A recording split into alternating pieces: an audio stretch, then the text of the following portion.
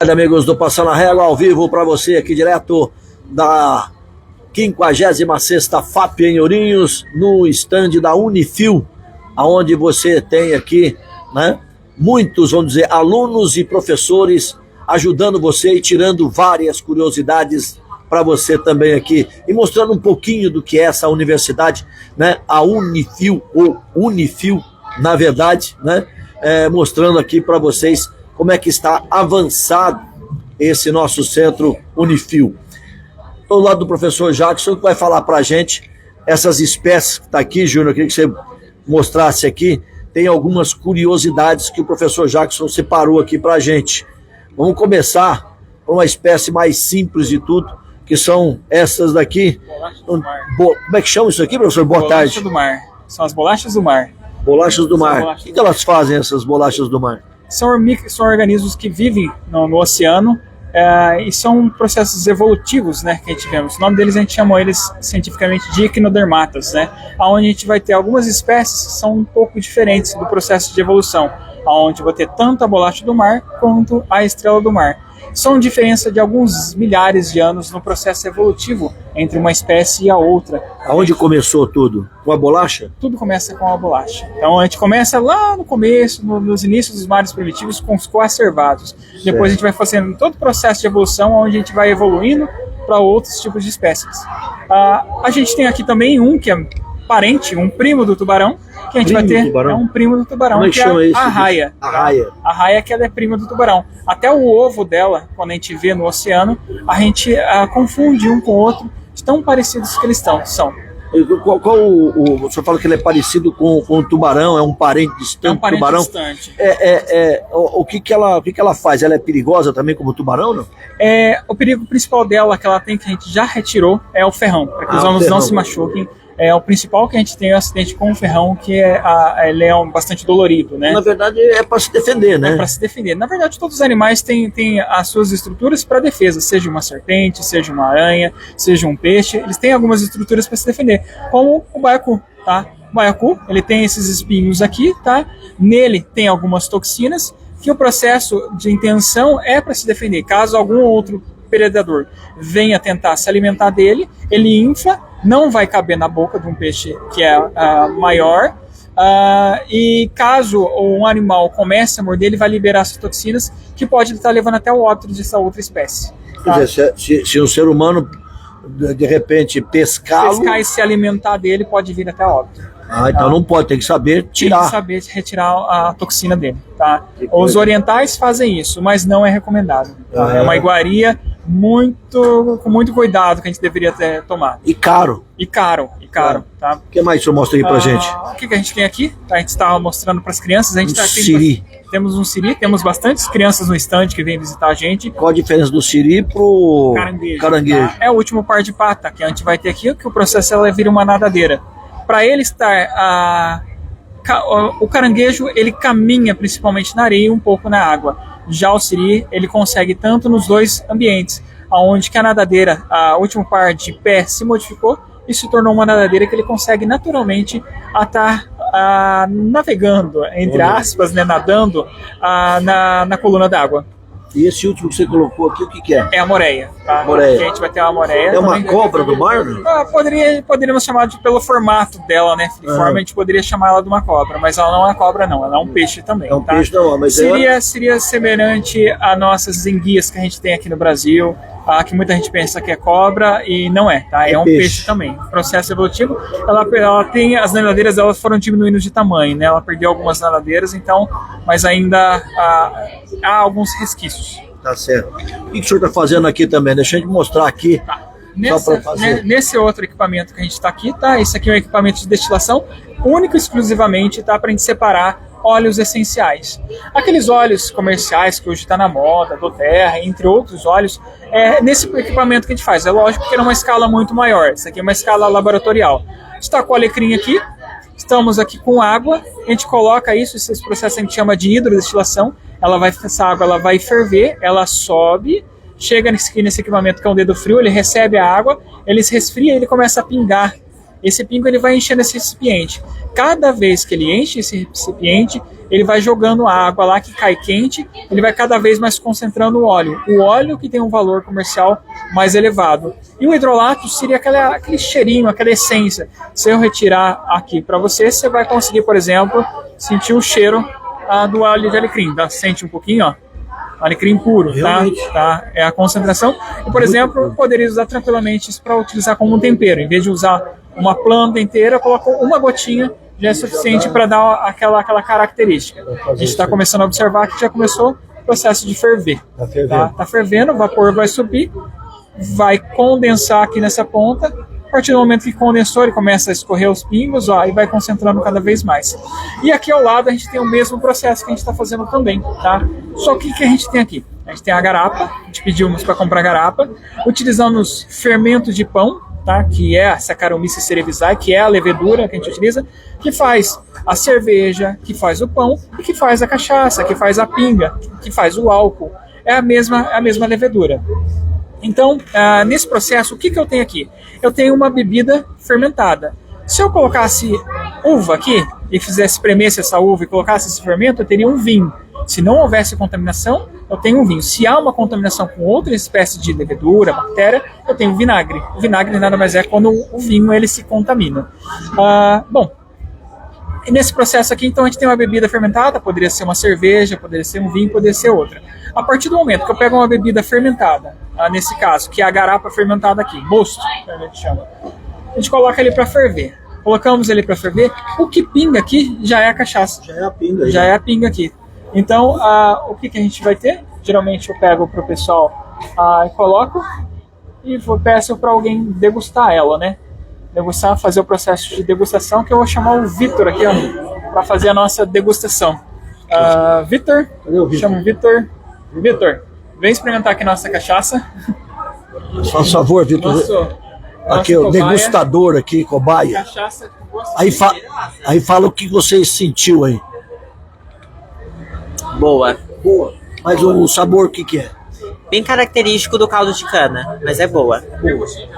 Tem um gostinho de alecrim. No fundo, assim, tem um gostinho de alecrim. Ainda bem que tem um gostinho de alecrim, porque a gente viu ele colocando ali o gosto de alecrim. É uma cachaça de alecrim, então, tá? A gente pode fazer com várias outras essências. Poderia estar extraindo, por exemplo, o linonol, que é da casca da laranja, do limão, que aí ficaria um sabor mais cítrico. E assim vai, a gente pode ir brincando com as bebidas aqui. Isso aqui é uma demonstração não somente de um curso, mas dos laboratórios e as capacidades que a gente tem para oferecer aos nossos alunos dentro da instituição e para os visitantes. Muita gente vem visitar aqui a Unifil pensando que só é uma faculdade, que só está distribuindo papel. A gente faz uma imersão neles aqui, nesse conhecimento que muitas vezes fica tão distante, a gente vai aproximando e colocando o pessoal para se sentir mais próximo da ciência. Que bacana. Não vai embora não, professor, daqui a pouco eu vou falar com o senhor. Vou falar agora aqui com a Leide, ela é do departamento pessoal, comercial, do Unifil, e vai falar para a gente porque está acontecendo algumas coisas no Unifil, e principalmente quem esteve aqui ainda vai chegar mais gente ainda até o final da feira, que vai ser mais tarde, vai ter depois um sorteio aqui, né? Não vai ser, fala para a gente quando vai ser, onde vai ser esse sorteio e o que vai ser sorteado. Boa tarde, Leide. Boa tarde. Então, em agradecimento à presença de todos que estão participando da feira, né, que está aqui vindo conhecer o nosso stand do Unifil, nós vamos sortear uma bolsa 100% presencial, né, exceto o curso de odonto, medicina veterinária e agronomia, e também um aparelho telefônico, né, um celular, smartphone, e o sorteio vai ser na quarta-feira, dia 18, né, no período da tarde, e vai ser online para todo mundo acompanhar. Bacana, e para acompanhar online, qual é o endereço eletrônico para que as pessoas acompanhem? Então, nós vamos estar sorteando pela nossa rede social, tá? Então, a gente vai estar sorteando a partir das 16 horas pela rede social. No Instagram, no Face, como é que é? No Instagram e no Facebook, certo, tá? Nos dois, a gente vai estar sorteando por lá.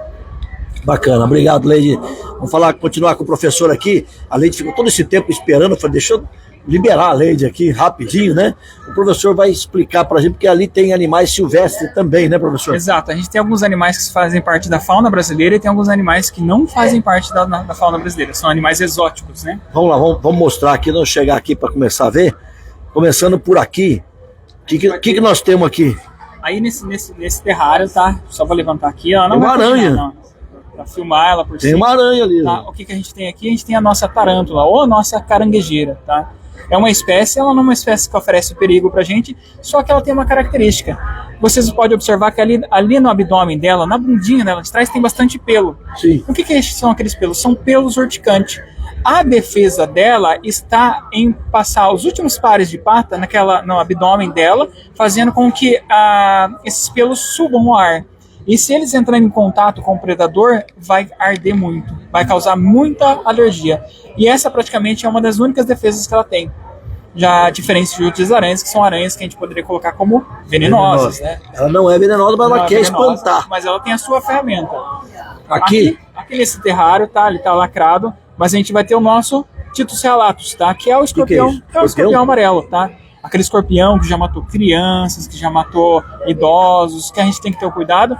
E ele é um problema sério que a gente tem. Porque você só tem um escorpião aí, né? E quando a gente começa a analisar, o problema é, esse escorpião, ele tem um processo biológico que ele não precisa de um parceiro. Somente um escorpião é suficiente. Ele é assexuado, então, é isso que fala? Ele poderia colocar assim como se ele fosse hermafrodita, tá? Então ele faz partenomiogênese dentro do nome técnico. Ele faz uma autorreprodução e ele consegue produzir filhotes. Olha que perigo. Por isso ele acaba virando uma praga. Tá? E por isso que está lacrado aquilo ali. Por isso que ele consegue muito rápido, se adaptou muito ao ambiente urbano, que oferece condições, por más condições, por galhadas, por pedras, por entulho, cemitérios, lixo. Então é um prato feito para ele. E o que mata esse bicho, professor? Olha, há alguns venenos além do pisão, muito específicos, pisão, tá? E agora a gente está pesquisando, a gente está observando que algumas espécies conseguem se alimentar dele. Por exemplo, o sapo, aquele sapo nojento que muita gente tem nojo dele, ele é um dos animais que estão predando o escorpião amarelo, tá? Assim como o gambá. O gambá também está predando o escorpião amarelo. Sapo, galinha também, né? Galinha também, só que um detalhe, o escorpião ele fica, durante o dia ele fica escondido.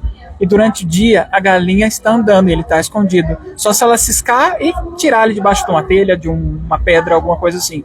Só que durante a noite a galinha está dormindo e ele sai. Então é onde o essa é a sapo vantagem, pega. aonde que o sapo pega, o gambazinho vai pegar ele, vai fazer esse controle biológico. Olha, então é melhor ter um gambazinho e um sapo em casa, é isso que quer Mais dizer? próximo. Não, na verdade, o bom é a gente manter a natureza em equilíbrio, né? Tá certo. E esse aqui? Aqui a gente tem um teiu, tá? Que é aquele lagarto brasileiro. Também tá, se ele encontrar tranquilamente um escorpião desse, ele vai se alimentar. Ele também? Ele vai se alimentar. Só que, porém, ele tem hábitos diurno. Aqui, como ele é um animal, esse tipo de animal é um animal que chama-se que eles são ectotérmicos. Eles precisam da temperatura do sol. Essa época do ano, dificilmente você vai encontrar algum teiu na natureza. E simplesmente ele some. Porque eles precisam da luz solar para eles estarem se alimentando. Então o metabolismo dele cai drasticamente nesses períodos, tá? Assim como algumas serpentes também. Ali tem uma cobra. Aqui a gente tem alguma cobra, tá? E olha, interessante vocês observar. Olha com você fazendo uma caminhada de uma mata, você não enxerga, tá? Principalmente naquela... Que cobra que é essa daqui? Isso aqui é uma corn snake, a cobra do milho, tá? Eu só vou... Não precisa abrir não. Não, tá ali, tá? Você quer pegar aqui por cima? Ó? Só para mostrar só a parte de cima. Olha tá? lá. Olha lá. Mostra aí. Ela já se escondeu já. Isso, ela se escondeu para se proteger. Então ela sempre vai... E detalhe, você viu que ela escondeu a cabeça.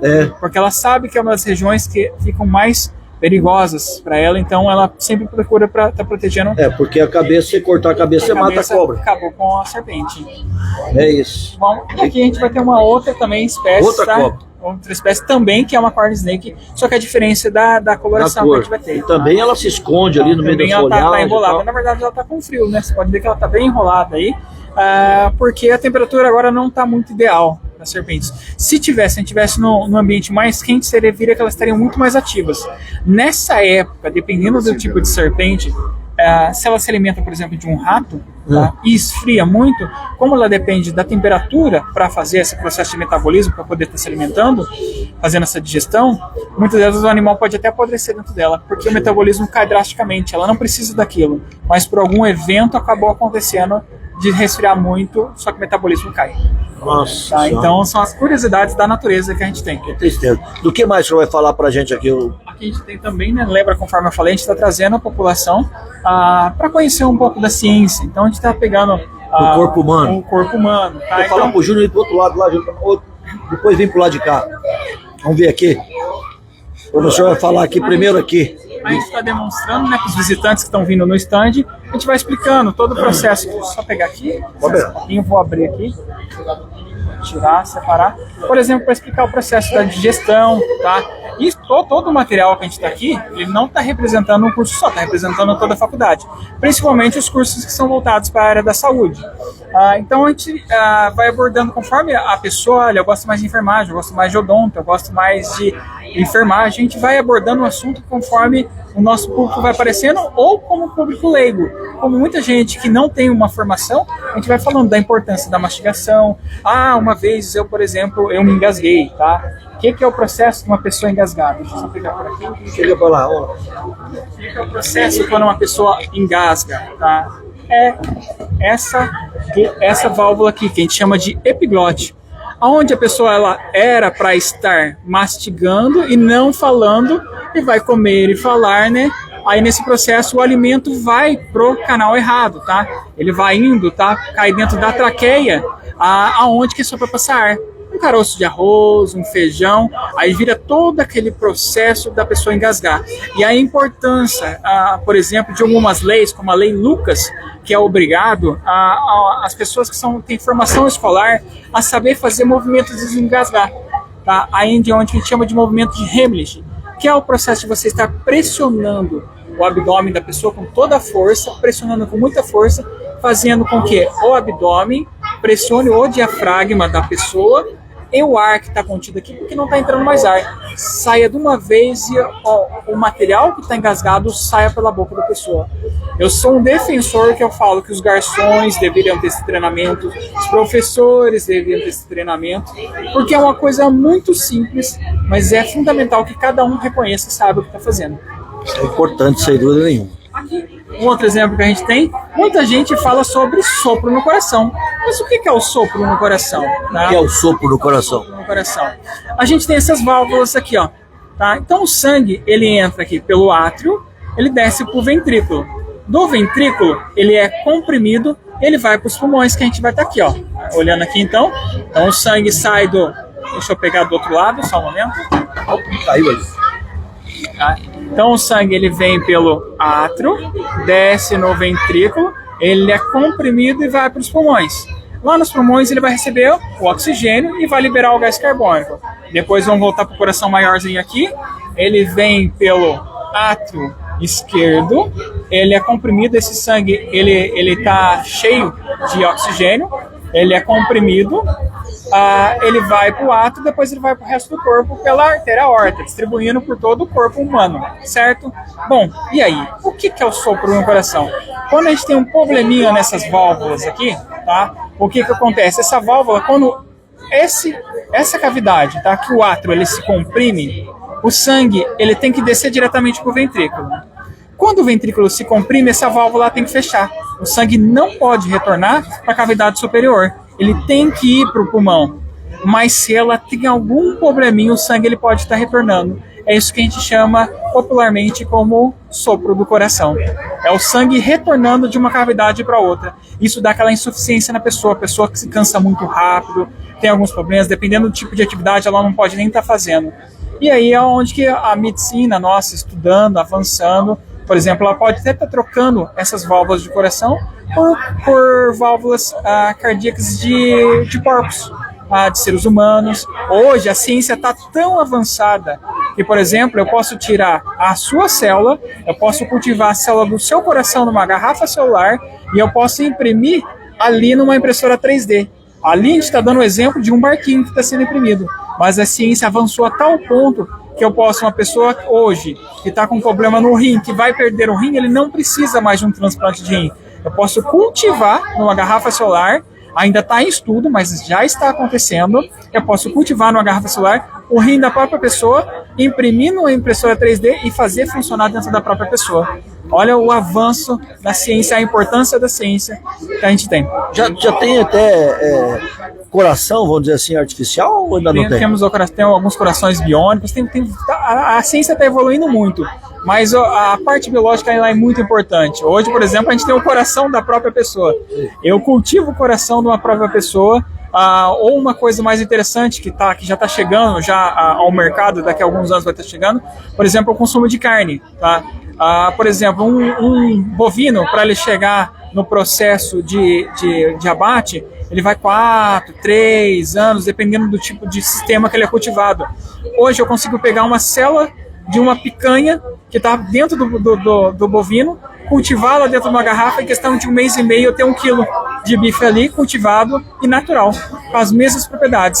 Então, olha o avanço que a ciência vai cada vez mais promovendo e a importância de tudo isso, né, do conhecimento, né, disseminar o conhecimento, fazer esse papel de estar levando e ensinando e transformando cada vez mais a vida das pessoas melhor. Legal. Professor, só para a gente poder terminar, o que o pessoal do lado de lá estão fazendo? Fazendo algum tipo de massagem, alguma coisa? Como é que o senhor pode falar sobre isso para a gente? Bom, aqui nessa imagem aqui onde você está vendo, tá? A gente tem o pessoal da fisioterapia, onde que eles estão, por exemplo, ali eles estão fazendo, quando a pessoa está com a musculatura atrofiada, ela está fazendo uma liberação muscular. Então está fazendo alguns exercícios específicos com óleos de alongamento, fazendo onde estava aquela dor ou aquele processo que estava meio travado pelo linguajar comum, né? Tá fazendo esse processo dessa liberação. E aqui ao lado, tá? A gente vai ter o pessoal da enfermagem está trabalhando com pressão arterial e glicemia, fazendo esse diagnóstico ali de identificação. Então, quando o pessoal vem aqui no stand da Unifil, já passa por um processo completo, tá? Desde do processo de conhecer os animais que estão lá nas profundezas do oceano, assim como o processo de produção de um álcool que vai ser utilizado ali com elas, assim como o processo de conhecer o corpo humano, conhecer os animais, as peçonhas e assim vai. Bacana, professor. Agradecer o senhor aí por passar um pouquinho, né, de cada coisa que o Unifil tem feito aqui na cidade de Ourinhos, para toda a região, né? Lógico, lá tem vários cursos, como também curso de veterinário, outros cursos importantes, tá para chegar aí. Conversei ainda essa semana com o Dr. Roque Palhato, ele falou que acho que dia 27 agora de junho, deve estar saindo finalmente o curso de medicina e tá tudo bem. Então, quer dizer, é uma grande universidade, sem dúvida nenhuma. Quero agradecer aí pela sua disponibilidade e falar para o pessoal que ainda vai vir visitar a FAP no dia e na noite de hoje ainda, né? Que vocês vão ficar aqui até fechar, né? Até às 11. Às 11 horas a gente está presente com o stand aberto, recebendo visitantes. Aí, então você que não veio ainda, venha para cá, dá uma passadinha, fica aqui, ó, praticamente em frente à Secretaria de Zeladoria, né, do município. Mais ali para frente tem a batata recheada e tem também o yakisoba também onde as entidades que estão lá também. Você pode visitar a FAP aqui, ainda nesse último dia, que é muito legal. Obrigado, professor Jackson. Obrigado. Um grande abraço para o senhor. Obrigado mesmo para poder ilustrar o que a gente estava querendo mostrar aqui. Perfeito. Obrigado, até mais. Agradeço a todo mundo e venham conhecer a universidade. Vão lá e conheçam o prédio, nossas instalações. Que aqui é só uma pequena amostra, lá é muito maior. Com certeza. E lembrando, né? A Fundação Educacional Miguel Mufarré já está há 55 anos aqui fazendo história em Ourinhos. E, é claro, fazendo com que você aprenda cada vez mais. E a gente fica por aqui. Voltamos a qualquer momento ainda aqui da FAP, quem sabe, com mais informações para você. Um grande abraço, até a próxima.